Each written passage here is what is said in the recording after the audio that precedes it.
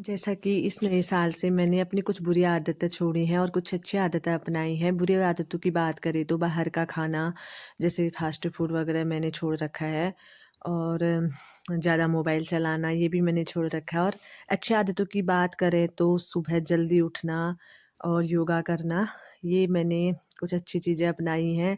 और साथ ही daily to daily नहाना, जो कि ठंडियों में इम्पॉसिबल ही लग रहा है। और इसके बाद मैं बेटे को मेरा बेटा भी उठ जाता है और उसे सुबह उठते ही मेरी गोदी में आना होता है और थोड़ा लाड़ प्यार उसे चाहिए होता है। फिर मैंने अपनी बेटी की अच्छी आदतों में भी डाल रखा है कि मैं उसे सुबह उठते ही पहले गुनगुना पानी पिलाऊँ और उसके बाद होमवर्क कराऊँ या उसको थोड़ा उसकी पढ़ाई कराऊँ, क्योंकि सुबह उठने के बाद उसकी बहुत गंदी आदत बन चुकी थी कि वो सीधे टीवी देखता था। साथ ही मेरे बेटा बोलता है कि मैं पढ़ाई करूँगा तो तू भी पढ़ाई करेगी, तो इसलिए थोड़ा बहुत उसके साथ मैं भी पढ़ लेती हूँ। और फिर यहाँ पे मेरा सुबह का नाश्ता बन गया था। कुछ लोग होते हैं जिन्हें सुबह खाना पसंद नहीं होता है या उन्हें भूख नहीं लगती, लेकिन मुझे तो सोई रहती हूँ, भूख लग जाती है। आजकल बेटी की छुट्टियाँ हैं तो बहुत ज़्यादा वो शैतानी कर रहा है, तो इसलिए मैं उसे छोटे-मोटे काम दे देती हूँ करने के लिए।